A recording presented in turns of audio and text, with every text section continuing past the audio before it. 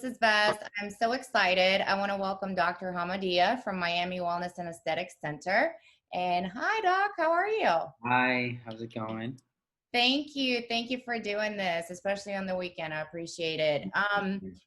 Will you do me a favor and tell our audience a little bit about yourself and more specifically your experiences and successes with your new practice? No problem. My name is Dr. Shaker Hamadiya.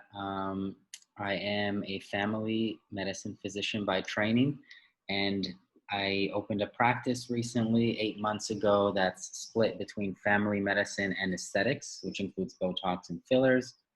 I graduated residency 2 years ago. I worked for a company for a year, and then I decided to go out on my own. Very nice. How was that process? Was it scary? Yeah, it was. Everybody, especially like the old owners of the old practice, said I was crazy because they're like, "Oh, you've only been out of training for a year. You think like you're just gonna go open on your own?" But yeah, I did it. Took a little bit of courage, a lot of planning. Yeah.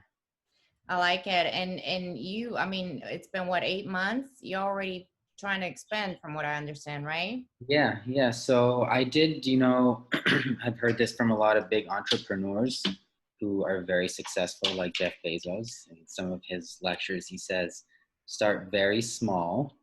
And that's kind of what I did. So I got a small office, low overhead, 2 rooms, minimal staff, and didn't even pay myself for a very long time until like the last month, literally.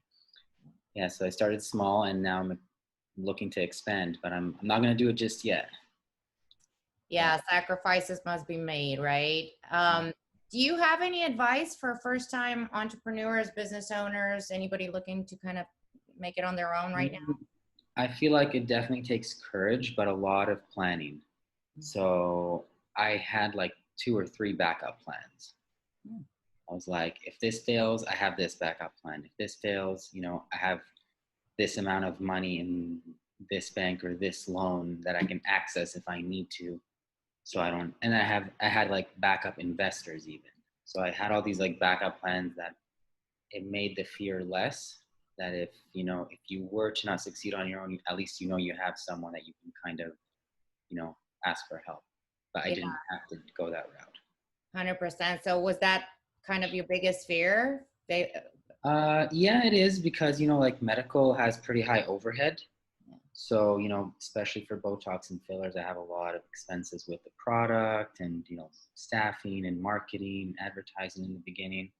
So I had to make sure there was enough money, and if there wasn't, that I had access to enough money somehow. Yeah, that makes sense.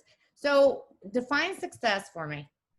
What does it mean to you? So, I mean, to me, initially success was like, oh, I want to make $1 million by 1 year of opening. But then I started to think, and now it's more like having the freedom of being your own boss and, not having someone tell you what to do or paying you, and having time for family and being able to travel, which my plan was to do that this year, but obviously that's not happening. Yeah.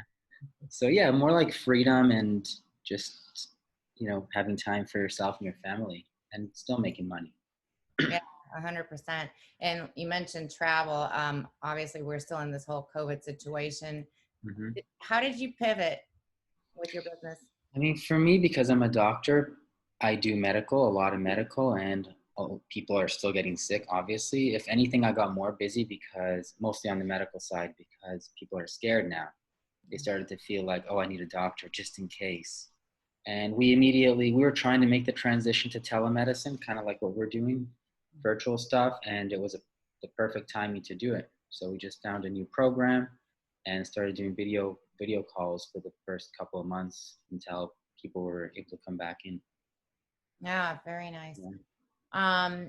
So knowing what you know now, obviously you're what, almost a year into the process of having your own practice. If you had to start all over again, what would So I'll say the things I did right, and then I'll say the things I did wrong. So the things I did right were I planned it.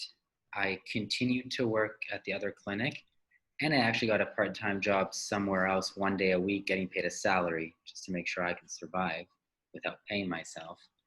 And I built my clientele enough to the point where I was making at least 60% on my own of what I was making on salary at the old place. So I planned that all out. I made sure I had all the clients ready. I didn't try to steal patients from my old place, which I could have done because they all liked me and they all wanted to follow me. But I was like, that's not good karma, so I'm not going to do it. So I didn't do that. Where I went wrong was in the beginning, I hired staff that I thought I could 100% rely on, which you want to do later on stages in the business, but not in the beginning. In the beginning, you got to know everything. So I made that mistake where I was like, oh, this is your job. You're doing it. I trust you. You're doing it well. But 3 months, 4 months into it, it's like nothing got done, or it got done incorrectly. And I'm like, oh my God, there goes like $40,000 for like a silly little mistake because the wrong application was submitted. Because I take insurance, so insurance is very meticulous. So the one big thing I would do different next time would be hire people who are very specific for certain things. Instead of having one person think they could do everything, I'd hire a person for billing specifically, a person for credentialing with insurance specifically. So if I had done that, I would have saved a lot of money. But it's some people can't get clients or patients. I didn't have that problem from like day one. I had like a bunch of patients every day. How do you market? What kind of, do you So use social media I most? do. My Instagram is my main marketing, Okay. and I'm kind of old school. Word of mouth is the best. I obviously do need to work on my Instagram a little bit. I need more before and afters, but everybody just refers people to me, and I've been so busy that I haven't even had a chance to market. But now that I want to expand, I'm probably going to hire a marketing company. I like it. Yeah, currently I do all the marketing. I do my Yelp, I do my Instagram.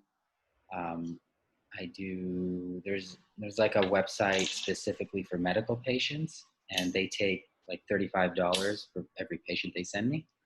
Oh, wow. So, yeah. Interesting. Wow, you're a jack of all trades, sir. And yes, referrals are huge. I mean, especially when you do quality work. I mean, I'm Yeah, because my friend from Dallas referred me to you. So there exactly.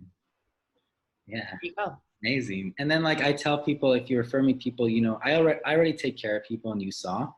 Like I'll tell you these are my prices, and then I do a few things on you. I'm like, I'll just instead of everything is 1,700, I'll do it for 1,600. I don't care. It's my business, and then you'll be happy. People find that they appreciate it.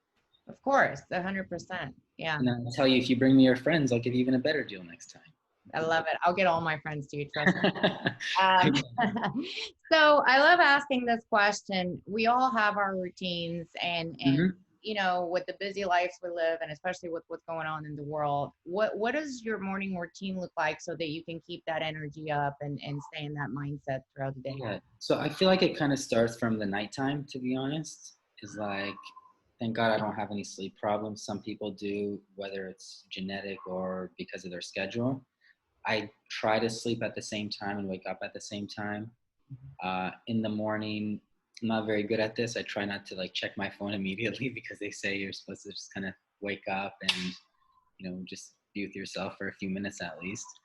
And then I pray every morning, and I shower every morning, and I have fruit for breakfast. That's my only breakfast is fruit every morning. Okay. Doesn't make me tired, doesn't make me groggy. I just have some energy, and then I have a lunch later. I like it. What fruit do you eat? I'm more of like a tropical kind of person, so pineapples, strawberries, mostly berries. Very Yeah, nice. with sometimes I add a little bit of honey, just a little bit, and walnut butter.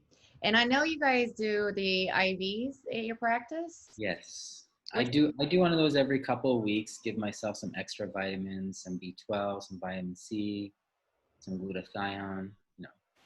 I was gonna say, wouldn't you say that people might want to do that, especially right now, just to boost their immune system? Yeah, I mean, nothing is better than a healthy diet, but the reality is, I check people's blood work every day, and I'd probably say at least 50% of people are low on vitamins, whether it's B12 or vitamin D or something. And they say they eat good diets. So Yeah. food is not as good. Nobody gets out in the sun. I mean, you don't want to be out in the sun too much, but a little bit. Yeah, that's true. Well, so anything else you want to share with us before we wrap up? No, I think that's it.